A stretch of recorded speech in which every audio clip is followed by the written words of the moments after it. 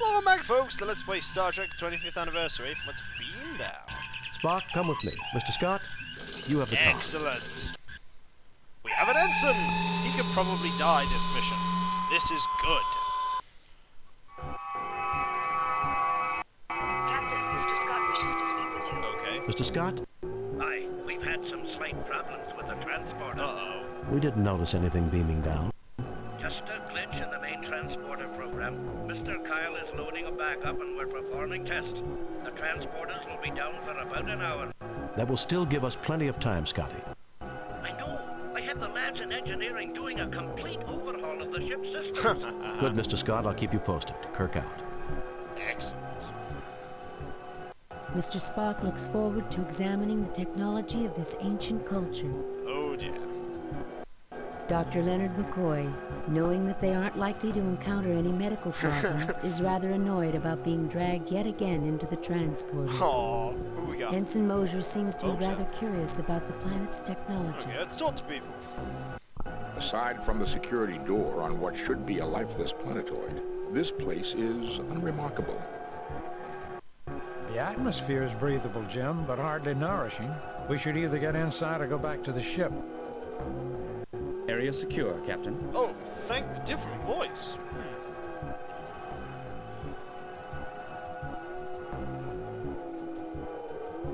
There are many rocks here. Well, unfortunately, we need one. You retrieve a rock. Look at this door. This looks like a heavy-duty security door built into the side of a hill on this moon. Well, let's use the tricorder on it. As expected, Captain, the source of power emanations lies beyond that door. Well, A power source that has lasted millennia and endured major catastrophes. That's fascinating, Mr. Spock. Do you have Vulcan blood, Ensign? God. No, sir.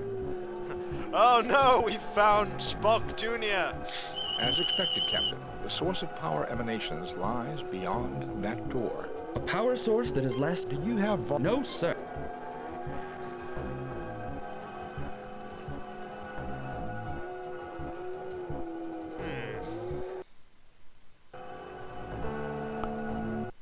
Captain, I'm afraid we got a wee problem. Oh, it's getting worse. What is it, Scott?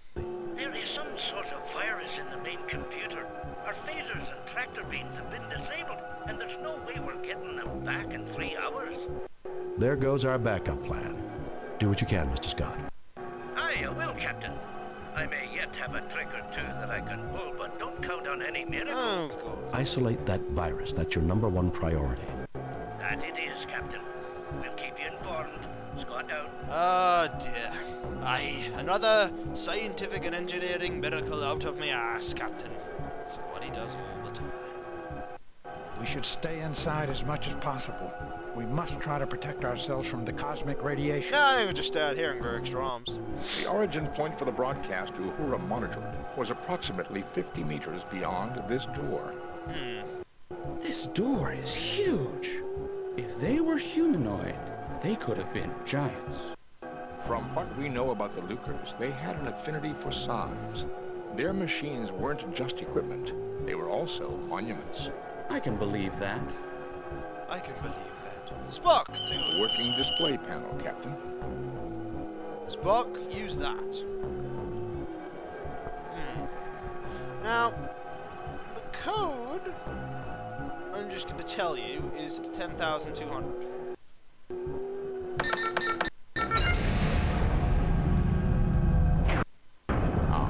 That worked. I see you deduced that 10200 in the Lucas Base 3 was equal to their sacred number 99. What is this? This appears to be some sort of security lock. Well, there we go.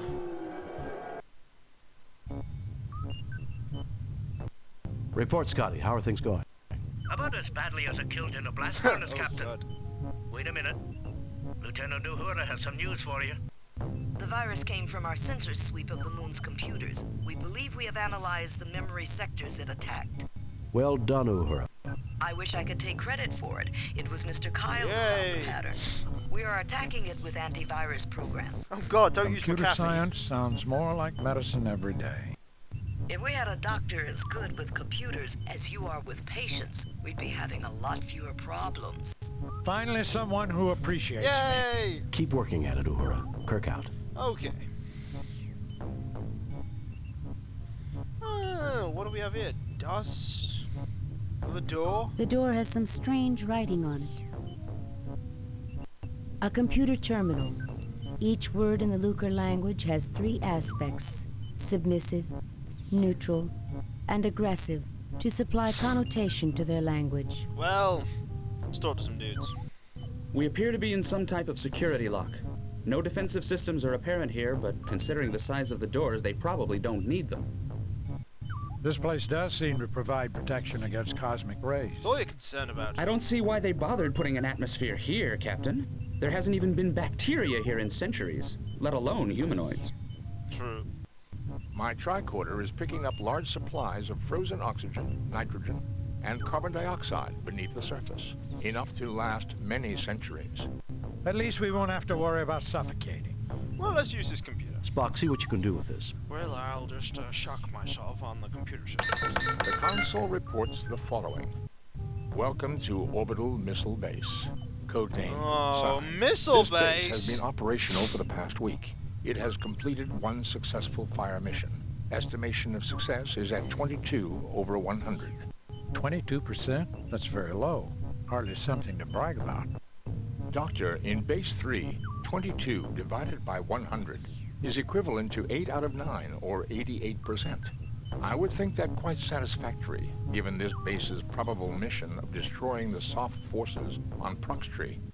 It says the base has been operational for a week, but this has been here for 1,000 years. If the Lucres built this base with a clock that told the time by measuring the moon's rotational speed, or the gravitational forces generated by Proxtree and the sun, the computer may have calculated only a week of time has passed since its first action.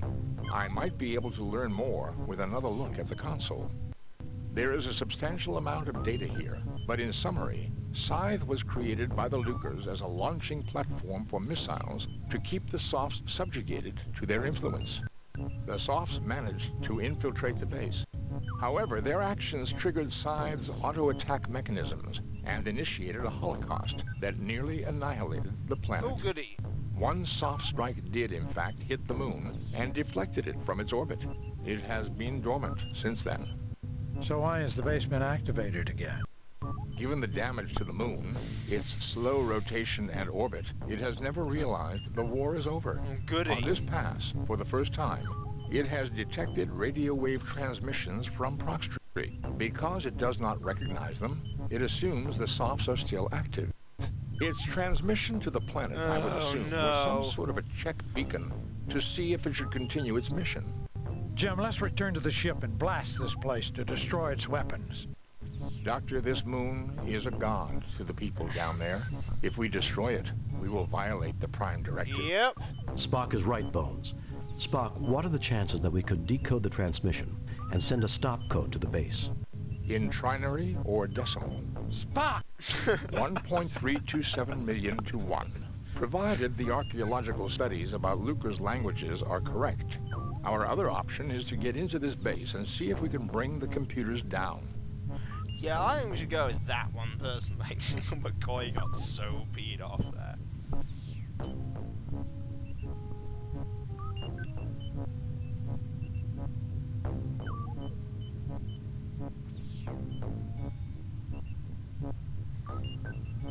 Spock, see what you can do with this. Hopefully, we're not going to repeat ourselves. Console Welcome Yeah, 22 we're repeating Doctor. ourselves. I thought it would have If the something different Lucas going there on. is a soft map, one Blah, blah, So why is given the damage because its transmission. Jim, let's Doctor Spock is in Trine Spock! 1.3.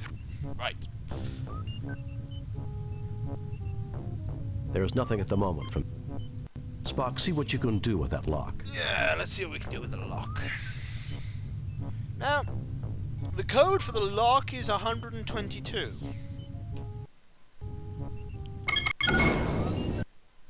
Fascinating. If the Federation language studies were correct, the ideograph for the word scythe in the Lucres language is the 17th symbol in their alphabet that corresponds with 122 in base 3. Yeah. and we move on a little further in. When we come back... Captain, we have a cure for the computer virus. Yay! Well done, Uhura. I modified Cathral C to exclusively attack the Lucre virus. They annihilated each other, Captain. Fascinating, Lieutenant. The Klingons aren't going to be happy to learn that they helped us. How about the phasers and tractor beams? We may get the tractor beams online in time, Captain. I'm afraid even the backup phaser transmission codes were affected. Oh dear. We could destroy some missiles manually, but if this complex decides to launch more than 10 missiles at a time... Understood. The ball is in our court. We'll give it our best shot. Kirk out. Well, this is awesome. We're all gonna die horribly. Save new game. Replace previous game.